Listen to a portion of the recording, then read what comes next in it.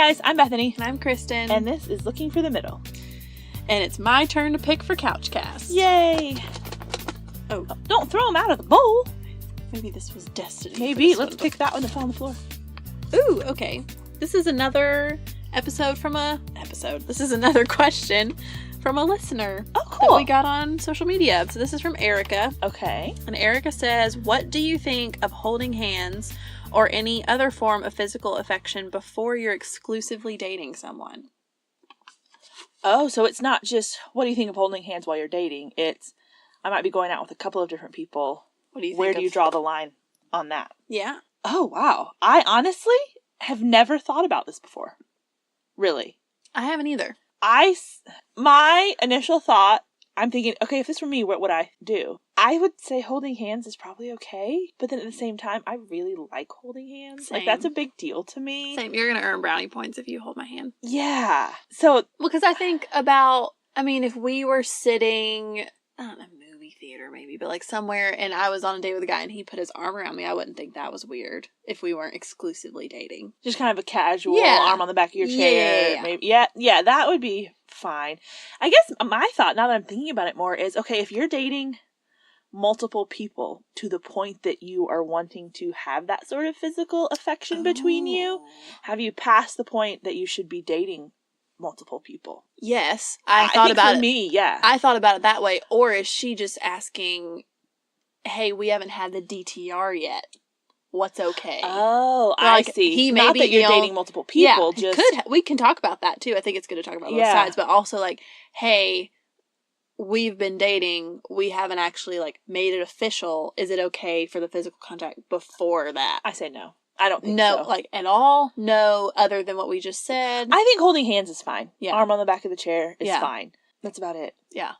I mean, give him a hug when you see him when you're going out or whatever. That's fine. Yeah. But until you've defined it, I think you're in dangerous territory when you kind of let that physical part run wild, and there is no boundary. There is no definition to what this is. Yeah. You're setting yourself up for getting hurt, and then also for not having that accountability of this is what we think about this, and I think that is so important. And I also wouldn't say, okay, holding hands is fine, and make it into this like legalistic rule thing, because like I said, that means something to me. Like, you're walking down the street, or you're in the mall or whatever, or you're sitting at dinner, and like I feel like you've got to be careful. So I'm rambling, I know, but I wouldn't let that even continue for an extended period of time before you have that conversation. I think, sure, if you want to hold hands, I don't think there's anything wrong with that, but I think there quickly needs to be that should be an indicator that there quickly needs to be a conversation about where this is going. Yeah, I totally agree with that. One thing that my pastor says when he's talking about dating or leading up to dating. Almost dating? Yes, whatever it's called. Whatever that Pre-dating? stage is, talking. I know, don't even get me started on that. That's another soapbox for another day. He said, in all my years of talking to married couples, engaged couples, whoever, no one ever said, I wished we had gotten physical faster. Sure. No one has ever said that. No. That will come with time. And I think, honestly, let's be real, we're girls and like we get all like cuddly and with a guy, like our judgment can be impaired because will be. Yeah. That one, you become way more attached to a guy when you've broken the physical, other than, oh, here's a side hug when I meet you for coffee. Like, there becomes more to it than that, but you're going to associate your feelings and your judgment and your decision making. That's going to become part of it. Yeah. Once that enters the equation. And so I think, like you said, the little things like holding hands, he puts his arm around you, and when you're sitting down somewhere on like a park bench or something, I don't know. What do you do on dates these days? Clearly, I don't know. Like, you need to get out more, Kristen. Yeah, for real. I'm trying to think of a scenario where it wouldn't be, I'm trying not to do like the cliche movie theater. Just stretch your arm. Because let's be real, movie theater seats are too high to do that anyways. But I've wondered about that. Yeah. Like, what theaters are all these movie stars going to? For real. Okay. But all of that to say, I totally agree with what you said. If those things are starting to happen, that should be an indicator that a conversation is coming soon. I think it's totally fine if a guy does try to kiss you or anything like that, be like, hey, you know what? I only kiss guys that are my boyfriend. Yeah. And that's not to put pressure on you, you know, or anything or like that. Whatever that level is. Yeah. It may be holding hands for you. Yeah, whatever that is. But just, hey, this is a personal boundary I've set, and I want to respect it. And so I just want to make that really clear. Yeah. I do really like you. And I, you know, I still It's not that I don't want to. It's not that I'm just being wise and prudent. And I think a lot of this comes to like it talks about in Daniel. When Daniel had to make the decision of how he was going to go about eating the food of the king and all those things. And it says, Daniel purposed in his heart that he would not defile himself with the king's choice food. The key there is he'd purposed in his heart beforehand. You have, like you said, your judgment may be impaired. If you just let your emotions run wild without taking your thoughts captive first, that will lead to trouble. So you have to think about that and purpose in your heart and decide ahead of time where that line is for you. And I think when you're asking questions about physical boundaries and where those should be, and I think we're going to do a full episode about this later, so we'll talk about it in more detail. But so often people want to ask, hey, can I do this? Can I do that? And they want to know where this line is.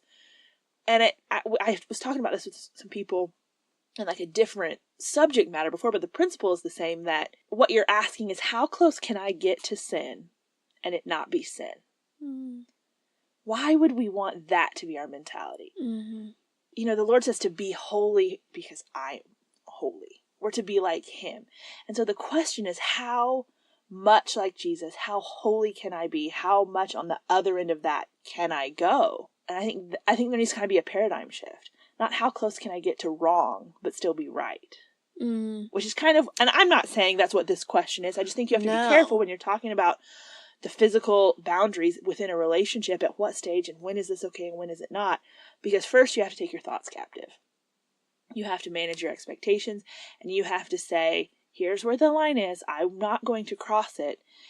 And all of that ahead of time with the mindset being, I want to be like Christ. He didn't take the easy way. He didn't take the legalistic way with all these rules. He came to abolish the law. I'm not saying there are no rules, obviously. Right, there are. But I'm just saying, the answer things. is not, okay, after 2 months you can do this, and after 3 months you can do this, and after 4 months you can do this. And the answer is your heart should be pure before the Lord. And that will look different for different people. Now, sure, there is a clear-cut line of thou shalt not cross here until you're married. Yeah. But before that, I mean, I have my standards, you have yours, and we can talk about those specifically more in the full episode. But I just think, look at it from the standpoint of how much like Jesus can I be in this situation. Yeah. Well, and I think it's fair to say, too, if the greatest commandment is to love others as Christ has loved us, how do I love and honor that other person? Yeah. You know? And kind of going back to the side of, if I'm dating multiple people, and like, is it honoring to these guys that I'm doing this with all of them? That's a really good point. Whatever this is. Whether that's holding hands, whether if you have like kissed multiple people and you're not really, haven't defined anything, like, how are you interacting in these relationships, and is that honoring to these guys that you're dating, or this guy that you're dating, even if it's only one? Another thing to keep in mind is once that physical part has entered the relationship, focuses will shift. That will be a part of your relationship. And I think that what that means to girls and what that means to guys are two totally different things. So I think there's a very big element of respecting him enough to, not put certain temptations in front of him. That's very true. That's a very loving and kind and selfless thing to do. And so I think you need to talk about it, not graphically. No. I'm just saying, have a conversation of, this is okay and this isn't, and this is how we're going to maintain our purity throughout this relationship.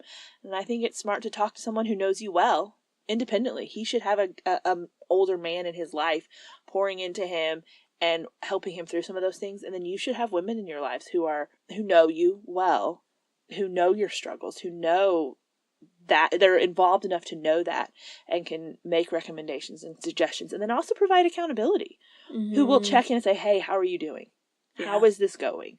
And we'll get in and ask those tough questions. I think that's important too. Yeah, I think that's super important. Just like you said, just don't date in a bubble. Exactly. People should know what's going on, whether that's your parents, if you're close with them, whether that's some really trusted, wise friends, whether that's your mentors. Yeah. And because as you slowly take one step after another into the physical realm of a relationship, that's going to become more and more important. Sure.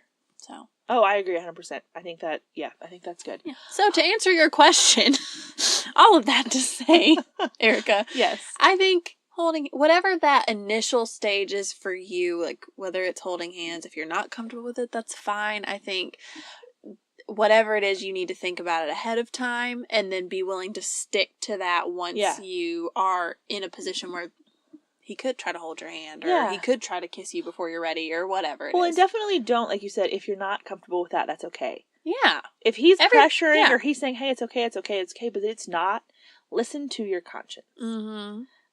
Don't let that be swayed. But do I personally think holding hands with a guy before you've had some sort of DTR or you're exclusively dating him?